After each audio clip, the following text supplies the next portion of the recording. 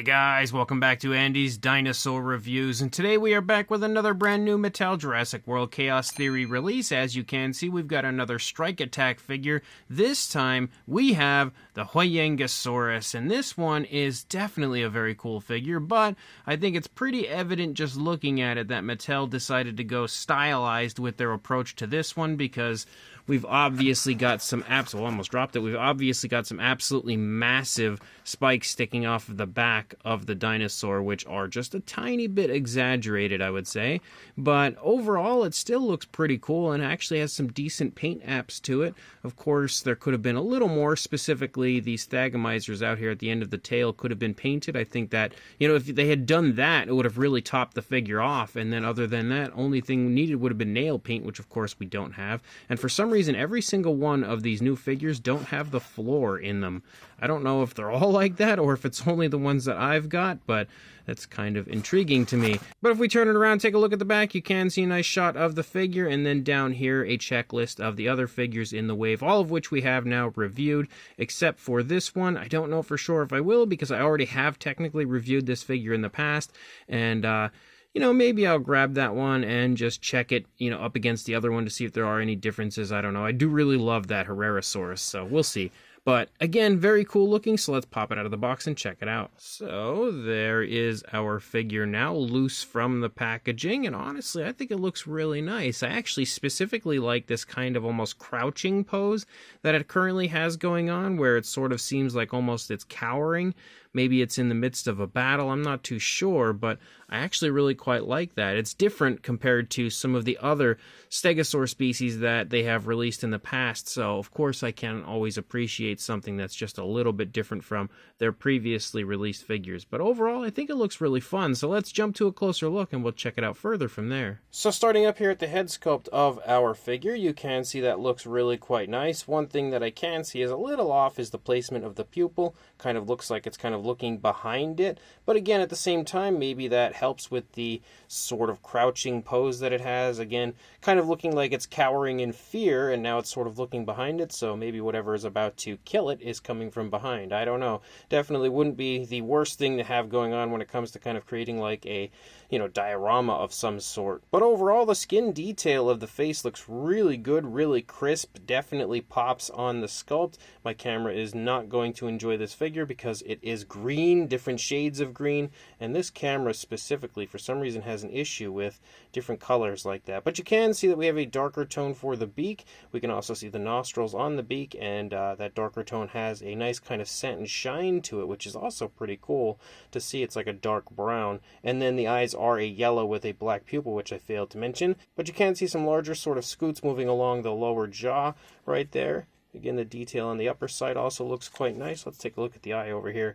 The eye over here, I think, looks a lot better as far as the placement goes. But on this side, you can see that obviously this dinosaur has been through some stuff, because it's got some slashes right through the face, actually all the way up into the beak. So clearly this dinosaur has definitely been in a few scuffles in its time. But as you move back here, you can start to see a darker green pick up on the back of the neck, and I think it looks really good as far as the actual application of that darker green. We can see the plates picking up as well, and they look really quite nice when it comes to the fine detail. Leading down, you can see some skin wrinkles and folds, and even some tensing in the neck of the dinosaur. You can also see the throat on the underside. As we lead back, you'll see, and it's again something that we've been seeing on a lot of these newer Mattel figures, you'll see injuries kind of like sporadically through the course of the figure. One area right here is like legitimately a chunk of meat just kind of ripped out of the dinosaur, which is actually pretty cool. I don't really remember any of the others having such a drastic injury on it, but definitely a nice touch to this one. As you lead down that front leg, you can see again the crouching position that we have, just like we saw on the opposing side. We can also see some kind of almost scoot-like scales, again larger scoots here moving along the back of the leg here, basically leading down from the elbow. You can see the foot sculpt looks pretty good. Again, unfortunately, no nail paint, but we do have a satin shine for the nails. The toes themselves look pretty decent as far as the sculpting goes. As you move back up into the stomach, we can see the rib cage right there. We can also see the shoulder spikes are sculpted very nicely when it comes to the fine detail.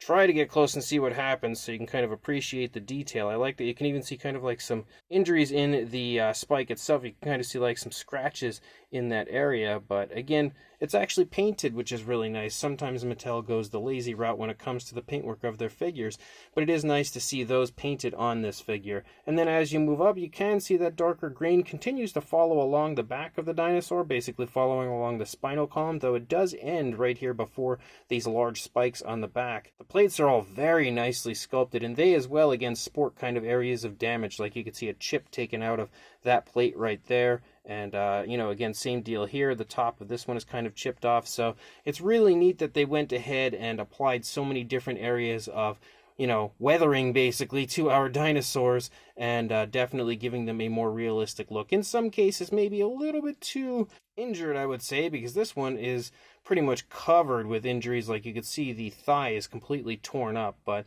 at the same time, again, I really do quite like all of those additions to their figures. I don't know if that's something that's exclusive to this line, or if it's something they're going to continue on doing into the future, but I honestly wouldn't mind seeing it into the future. Maybe a little less as far as the scars and injuries, but still would like to see that continue on. But you can see that darker green also sort of starts to kind of leak down, and basically there are these large sort of armored like scoots almost moving through the course of the dinosaur in a few different areas, and they all got that green coloration, the nice paintwork to that area. And you can see the paint actually runs all the way out onto the tail, which is a massive plus for this figure. But as I was saying, as you lead down the thigh, you can see this thigh is completely torn up. We can see the muscle definition though. Same deal for the calf down there, and again, the nice looking foot sculpt. You've got the satin shine again for the nails, but no actual nail paint. You can see the knee right there, and again, more of that sort of like armored scoot-like look to the back of the ankle basically. And then as you lead up, you can see the plates again get that greenish tone as we lead out there through the rest of the tail. You have that green basically overtaking the top of the dinosaur as well. And then unfortunately, they've chosen not to paint these thagomizers at the end, which makes no sense to me at all. If you painted all of the others, you might as well just paint these, and it would have really just topped the dinosaur off, but unfortunately, they chose not to. We do still have damage and everything out here though, which you can see, like this one here is kind of chipped at the top, and you'll see the same thing for these larger spikes, which did get the paint work to them, but you can see again chips and scrapes and scratches and everything throughout. And then moving along the underside, that as well looks pretty nice, but nothing too noteworthy down here. Just looks decent as far as the sculpting and everything goes.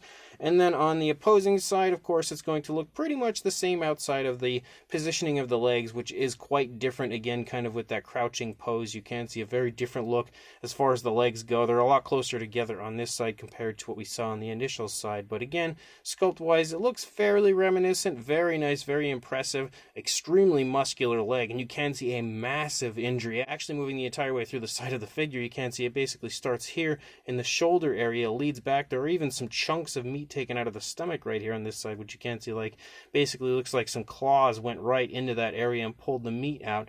And then as you lead back along the thigh, you can see a nice big open wound that leads all the way out into the tail.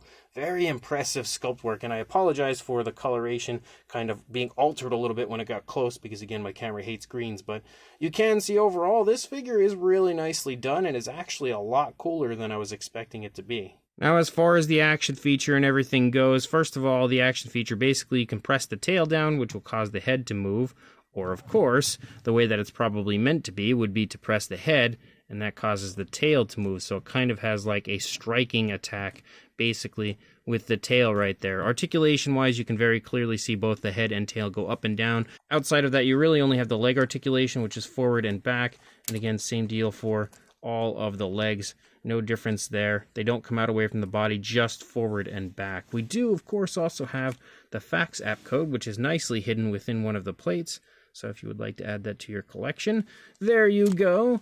But definitely a very cool figure with decent, as far as the articulation goes, decent articulation, fairly cool action feature. I'm just really impressed with the sculpt and paint of this one. But as far as a size goes, for a length from the tail to the snout, about 7.5 inches or 19 centimeters, and then for a height, about 3 3/4 inches or around just a hair under 9.5 centimeters. For a size comparison, there is Mr. Papo T-Rex, the Attack Pack Huayangosaurus, Robert Muldoon, and the Collect Day human being next to our Huayangosaurus, and you can see again it's pretty much the exact size range you would expect it to be. You know, when it comes to like that standard Danger Pack or Strike Attack size range, this is exactly where you would expect it to be, especially next to the Huayangosaurus there, which you can see again, fairly similar overall in size. And to continue to give you an idea of a size with a different Mattel figure of a similar species, we have the Kentrosaurus that recently released from Mattel as well, which you can see again is a whole lot larger when it comes to the Wild Roar versions of these dinosaurs. Then we've also got a Mattel Velociraptor and Dilophosaurus for another comparison here, just to kind of continue to give you an idea of the fact that this again sits exactly, in my opinion, in the size range you would expect it to be in. So this brand new Mattel Jurassic World Chaos Theory Strike Attack Huayangosaurus is definitely a very cool figure. Honestly, I would say that this has got to be my favorite of this new wave of these Strike Attacks. You know, the Pyroraptor was super cool because it is a very nice updated version, but we have had plenty of Pyroraptors, including the Hammond Collection version already. The Thapungaka was definitely a really cool figure because it's a species I've never seen get a figure before, but it also had some elements to it that I wasn't a big fan of, and again, just, you know, like I would have liked to have seen pycnofibers or something like that on that figure. Just a little bit more of a, I would say, more impressive sculpt, and also the tears and everything through the wings are a bit excessive for that figure, but this one is honestly really nicely done, and the fact that it actually has color from head to tail is such a massive improvement over so many other Mattel figures. I cannot stress enough how much I love seeing figures from Mattel when they actually look like they're fully painted or close to fully painted. This one does have the downside of the thagomizers at the end of the tail being unpainted, and I really wish they would have just painted those, because I could excuse the lack of nail paint, but that area just kind of sticks out like a sore thumb if you ask me. But overall, the sculpt is really well done, really highly detailed, definitely a bit exaggerated. They took some creative liberties with this one, no doubt about that, but it still looks cool. And again, when it comes to what you usually see in like the Jurassic franchise, you can't help but expect something to look a little bit different. You know, just take a look at their Giganotosaurus. They never really look like the dinosaurs, you know, the way they're supposed to, or at least most times they don't. So having some sort of a defining feature like those exaggerated spikes on the back isn't surprising when it comes to a Jurassic World dinosaur design. But overall, again, I think it looks very nice. The detail's extremely crisp, and it does have all sorts of really cool injuries and everything throughout, which definitely would be fun if you were to repaint this. I would think that that would be a very fun aspect to kind of paint into a mixture of open injuries and scars. But again, sculpt-wise, absolutely awesome. Paint-wise, really nicely done, just a little bit lacking, but for the most part, again, even with that area lacking, it's still a lot better than most Mattel figures when it comes to the paint. And then, of course, you've got some fun articulation and a decent action feature. So if you are interested in grabbing this and adding it to your collection, head to your local Walmart. If it's not there now, it should be hopefully soon, and then grab it and, of course, add it to your collection. Definitely worth picking up for sure. And like, comment, and subscribe, and I will see you in the next review. Thanks for watching.